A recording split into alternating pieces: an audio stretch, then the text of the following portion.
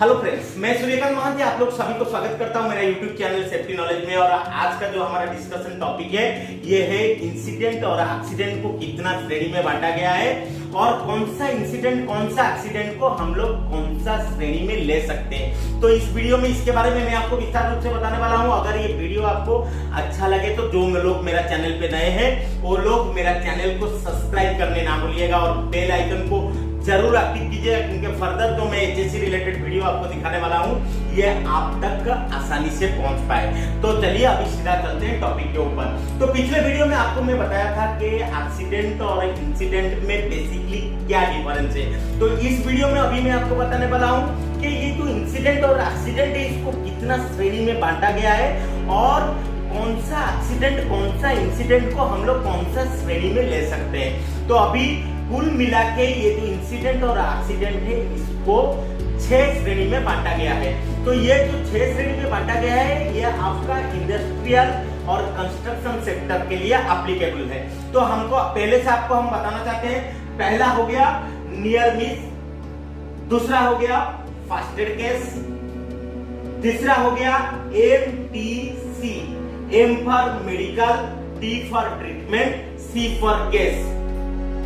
Fourth number में आता है आपका RWC यानी restricted work case and fifth number पे आपका आता है LTI यानी लॉस्ट टाइम इंसिडेंट भी बोल सकते हैं, लॉस्ट टाइम इंजरी भी बोल सकते हैं। और जो 6th पोजीशन पे जो आता है उसको हम लोग बोलते हैं फाटल केस यानी सबसे बड़ा केस, जिसमें फाटल केस बोलते हैं हम लोग। तो अभी ये सारे जो टाइप से आपको मैं बताया, सारे जो प्रकार बताया, सारे जो श्रेणी में आपको बताया, एक एक करके अभी आपको मैं बताने वाला हूं कि कौन सा इंसिडेंट को कौन सा श्रेणी में हम लोग ले सकते हैं। तो पहले हम बात करते हैं नियर मिस के ऊपर। तो नियर मिस एक्चुअली होता क्या है?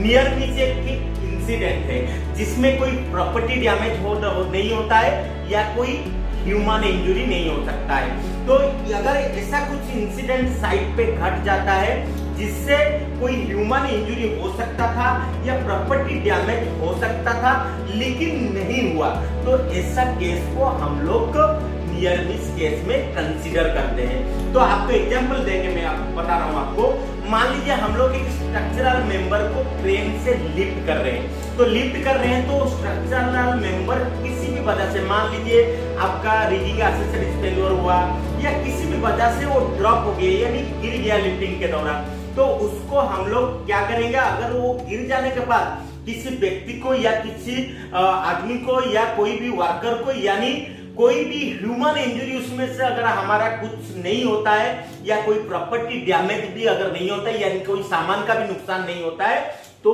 उस केस को हम लोग कंसीडर करेंगे नियर मिस में। और भी एक एग्जांपल आपको दे रहा हूं मैं। अगर कोई व्यक्ति एक स्पैनर लेके हाइट में एक बोल्ट को टाइट कर रहा है लेकिन किसी भी वजह से उसका हाथ से वो स्पैनर गिर गया, लेकिन स्पैनर जो गिर गया वो डायरेक्ट नीचे आके ड्रॉप हो गया, किसी के ऊपर भी नहीं गिरा या कोई सामान के ऊपर भी नहीं गिरा, तो इससे क्या हुआ ना, कोई व्यक्ति यानी कोई ह्यूमन इंजरी भी नहीं हुआ, कोई प्रॉपर्टी डैमेज भी नहीं हुआ, तो इसको हम लोग कंसीडर कर सकते हैं नियर मिस केस में। देन सेकंड में चलते हैं फर्स्ट एड केस। चलिए साइट पे काम करने के दौरान अगर किसी भी व्यक्ति को कुछ चोट लगता है तो इमीडिएट उसको हम लोग फर्स्ट एड सेंटर लेके जाते हैं। तो साइट में ये व्यवस्था उपलब्ध होता है। तो उस फर्स्ट एड सेंटर जाने के बाद फिर वहां पे वो ट्रीटमेंट लेने के बाद अगर इमीडिएट आके फिर काम में ज्वाइन कर लेता है और काम चालू रहता है तो इसको हम लोग बोलेंगे फर्स्ट एड केस। यानी व्यक्ति को चोट लगा, फर्स्ट एड सेंटर गया, फर्स्ट एड ट्रीटमेंट लिया,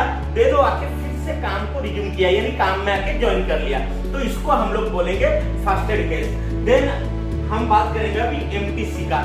MTC का मतलब क्या होता है ना, मेडिकल ट्रीटमेंट केस। तो मेडिकल ट्रीटमेंट केस होता क्या है? जैसे कि कोई भी व्यक्ति को साइड में इंजरी हुआ यानी चोट लगा, उसको हम लोग फर्स्ट एड सेंटर लेके गए लेकिन फर्स्ट एड सेंटर में उसका इलाज नहीं हो पाया, तो उसको हम लोग को अस्पताल तक लेके जाना पड़ा। तो अस्पताल में लेके जाने के बाद फिर अस्पताल में वो ट्रीटमेंट लिया, ट्रीटमेंट लेने के बाद फिर आके काम में वो ज्वाइन कर लिया, तो उसको हम लोग बोलेंगे मेडिकल ट्रीटमेंट केस। लेकिन आपको यहाँ पे एक चीज मैं बता देना चाहता हूँ कि हम लोग ये सारे केस में यानी आपका RWC और LTI केस में भी हम लोग पेशेंट को हॉस्पिटल लेके जाते हैं, लेकिन वहां पे क्या होता है ना, ये थोड़ा डिफरेंस आ जाता है, क्योंकि RWC के बारे में मैं आपको बताने वाला हूँ, LTI के बारे में बताने वाला हूँ। लेकिन जो केस LTI और RWC नहीं होता है हॉस्पिटल लेने के बाद, उसको हम लोग मेडिकल ट्रीटमेंट केस में कंसीडर करेंगे। तो अभी हम बात करते हैं RWC के बारे में। तो RWC केस में भी हम लोग को व्यक्ति को अस्पताल तक लेके जाना पड़ता है, और वहां से अस्पताल में ट्रीटमेंट होके आने के बाद वो व्यक्ति जिस काम में नियुक्त था उसको उस काम में हम लगा नहीं सकते हैं, क्योंकि उसका फिजिकली इंजरी के चलते वो काम वो नहीं कर सकता है, उसको कुछ हम हल्का काम देते हैं। तो इस क्षेत्र में जो इंसिडेंट आएगा उसको हम लोग RWC में कंसीडर करेंगे। तो आपको एग्जांपल देके बता रहा हूँ। सपोज मान लीजिए कोई भी एक रिगर वो हायर एलिवेशन में या कहीं भी वो रिगिंग का जॉब परफॉर्म करता था, लिफ्टिंग करता था या इरेक्शन करता था, ये सारे काम करता था, लेकिन उसको कुछ हाथ में चोट लगा। मान लीजिए उसका एक कॉट इंजरी हुआ, तो कॉट इंजरी हो जाने के बाद वो क्या हुआ ना, हाइट पे जाके काम करने के लायक तुरंत नहीं रह पाया, नहीं तो रिगिंग करने का भी थोड़ा लायक नहीं हो पाया, क्योंकि कोई भी सामान को ढंग से वो पकड़ नहीं पाएगा। तो इसीलिए क्या करता है ना, मैनेजमेंट उसको हल्का काम देता है कि आप अभी रिगिंग का काम ना करके आप स्टोर का साफ सफाई का काम में लग जाइए कुछ दिन के लिए, जब तक आपका ये चोट जो है वो अच्छा नहीं होता है। तो जब कोई भी व्यक्ति कोई भी काम में नियुक्त रहता है और उसका दुर्घटना होने के बाद उसको उस काम में नियुक्त ना करके हम उसको कुछ हल्का काम में एंगेज रखते हैं, तो उसको हम लोग कंसीडर करेंगे RWC यानी रेस्ट्रिक्टेड वर्क केस में। देन हम लोग बात करेंगे LTI। तो LTI केस क्या होता है ना, LTI केस में भी हम लोग को अस्पताल तक पेशेंट को लेके जाना पड़ता है, लेकिन वहां पे क्या होता है ना, वहां पे ट्रीटमेंट होने के बाद भी सपोज वो एडमिट रह जाता है और वो काम आके 48 आवर के अंदर साइट में आके काम में नियुक्त नहीं हो सकता है। तो ऐसा कंडीशन उसका हो जाता है। जैसे कि मान लीजिए आपका कोई भी व्यक्ति को चोट लगा और उसका हड्डी टूट गया, तो हड्डी टूट गया तो क्या हुआ ना, उसमें आपको सर्जरी करना पड़ेगा, नहीं तो और कुछ ट्रीटमेंट करना पड़ेगा।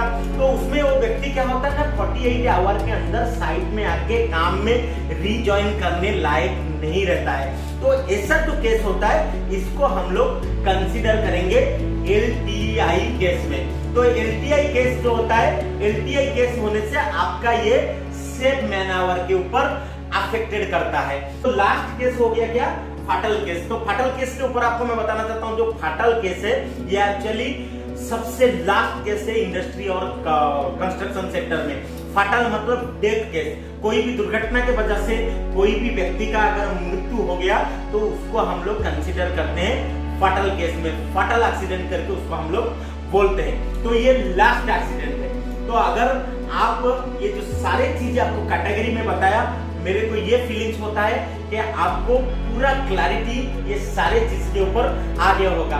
फिर भी एक बात आपको लास्ट में मैं बता देना चाहता हूँ कि कौन सा कार्य में अगर एक्सीडेंट होता है तो हम लोग ये सारे कैटेगरी के अंदर लाएंगे। जैसे कि काम करने के दौरान अगर होता है तो हम लोग उस कैटेगरी में लाएंगे। अगर कोई व्यक्ति काम के लिए गेस्ट हाउस से निकलता है, यानी नहीं तो कॉलोनी से निकलता है साइट पहुंचने तक, अगर उसके बीच में भी दुर्घटना होता है तो उसको भी हम लोग लाएंगे। नहीं तो अगर साइट से रिलीज होके अपना कॉलोनी या गेस्ट हाउस तक जाता है तो उस बीच अगर दुर्घटना होता है तो फिर भी हम इसको इस कैटेगरी सारे में कंसीडर करेंगे। और अगर काम के दौरान वो व्यक्ति को कुछ दूसरा जगह से कुछ सामान लाने के लिए भी भेजा गया है, या वो कहीं बाहर निकला है काम से, ऑफिस रिलेटेड काम से, अगर वहां भी उसके साथ कुछ दुर्घटना होता है तो ये सारे कैटेगरी में हम उस दुर्घटना को कंसीडर करेंगे। तो इसी के साथ इस वीडियो को मैं यहीं पे समाप्त करता हूं, और मेरे को ये फीलिंग्स होता है कि आपको पूरी तरह से इसके बारे में समझदारी से आ गया होगा। तो अगर ये वीडियो आपको अच्छा लगे तो मेरा कमेंट बॉक्स में आप लोग जरूर लिखिएगा, वीडियो को लाइक कीजिएगा। अगर आपको कुछ सवाल भी इसके ऊपर पूछना है तो आप मेरा कमेंट बॉक्स में सवाल पूछ सकते हैं और मैं आपको उस कमेंट बॉक्स के माध्यम से आंसर भी दे सकूंगा। तो इसी के साथ ये वीडियो को यहीं पे समाप्त करते हैं। आप देखते रहिए हमारा YouTube चैनल सेफ्टी नॉलेज। नमस्कार।